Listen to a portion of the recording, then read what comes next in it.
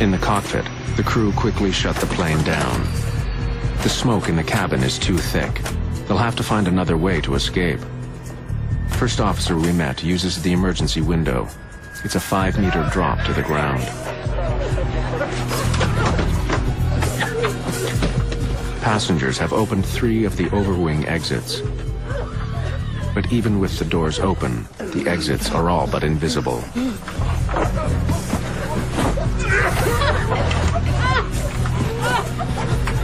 I saw a light, and it was the door that had opened. Someone had opened the door. I realized what it was, ran to the door, and held my head. I just put my face out so I could breathe.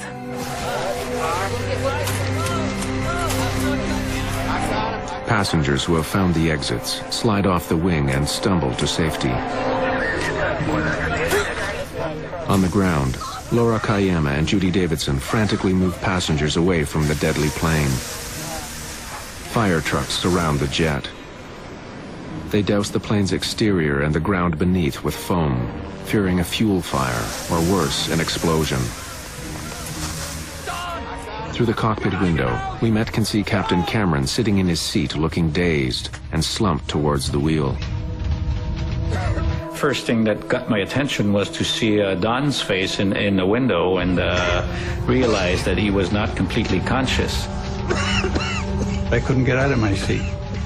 I'd start and I'd get my arse up in the air or like that, and I'd be pushed back by I have no idea. It was an invisible force, but it was probably smoke and fire.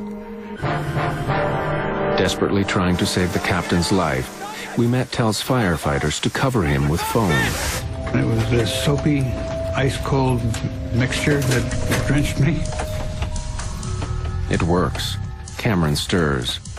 Barely conscious, he climbs out through the cockpit window.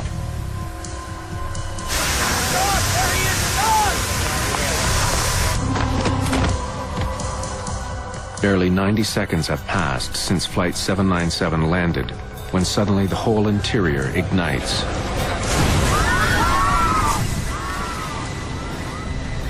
The flames roll through the cabin like a train. Captain Donald Cameron is the last person to escape. We knew there were people in the airplane, unfortunately, at that point. That was finished. The cabin fire breaks through the top of the fuselage. Black smoke can be seen for kilometers. Flight attendant Laura Kayama begins to count. I will remember these words forever. She told us to line up so that she could count the survivors. If there were survivors, obviously they were dead. Including the crew, there were 46 people aboard the plane. But there aren't 46 people on the runway.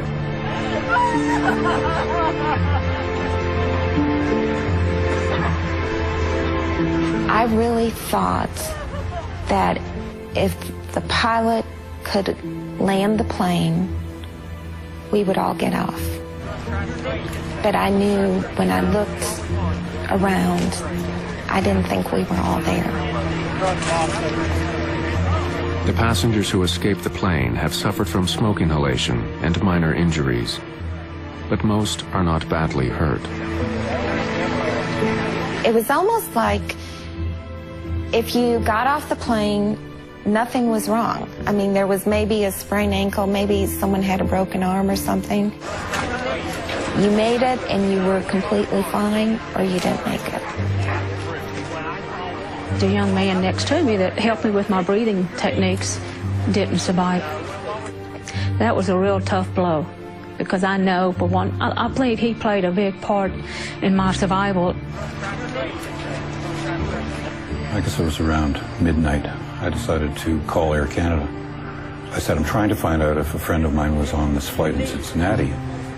And she said, are you a member of the family? I said, no, I'm just a close friend. And she said, do you know if his wife is alone? And I said, well, yes. And she said, well, she may need somebody with her.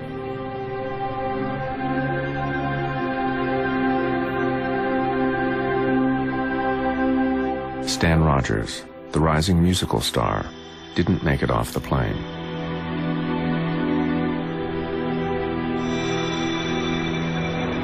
Cincinnati ground. This is captain of the Air Canada flight that's on fire here. Captain Cameron radios Cincinnati ground control from an emergency vehicle near his plane.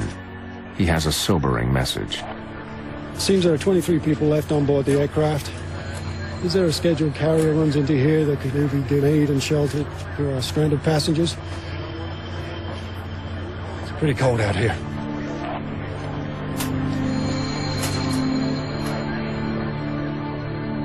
What began with a simple electrical problem has taken the lives of 23 people.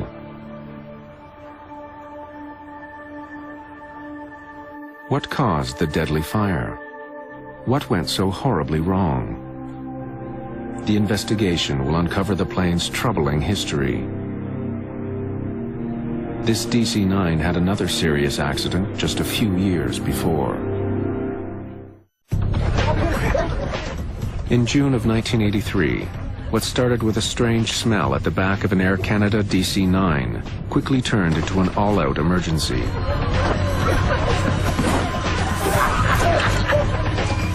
For 15 minutes, passengers and crew struggled to deal with thick, toxic smoke as it rolled through the plane.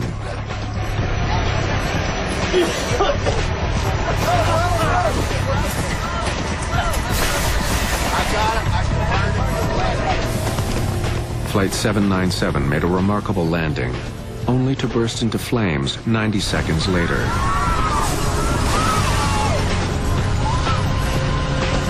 "23 people didn't escape the plane.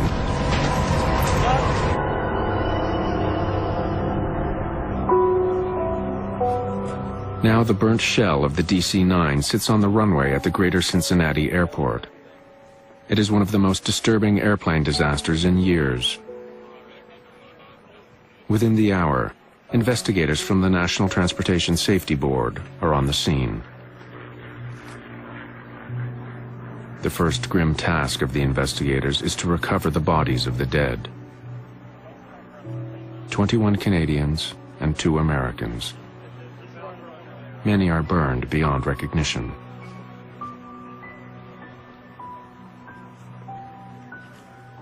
Almost all of the victims are found in the front half of the plane between the wings and the cockpit. Some are still strapped into their seats. Others are in the aisle. And even though all the passengers had been moved up earlier in the flight, 2 bodies are found near the rear, beyond the wings. Investigators take blood samples from the bodies.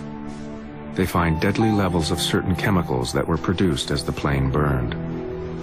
When we did toxicological studies, we were able to determine that there were some significant high levels of cyanide and fluoride in the blood, as well as carbon monoxide.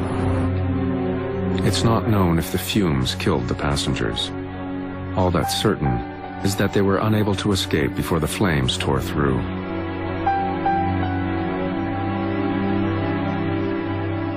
When I went on board, I was just struck by the acrid smell. It was kind of eerie because there was a lot of fire damage. A lot of the fuselage was burned. The interior of the cabin was burned down to the tops of the seats. With the bodies removed, investigators begin digging through the wreckage to try and find the cause of the fire. Among them are members of the FBI. They were investigating to determine whether terrorism might have been a factor. They determined that there was no evidence of any crime being committed. It was probably accidental ignition, and so they then left and NTSB took over the accident. Having discounted the possibility that the fire was deliberately set, investigators consider the next obvious cause, a cigarette. When smoking on planes was still allowed, the most common source of fires in a washroom was the trash container.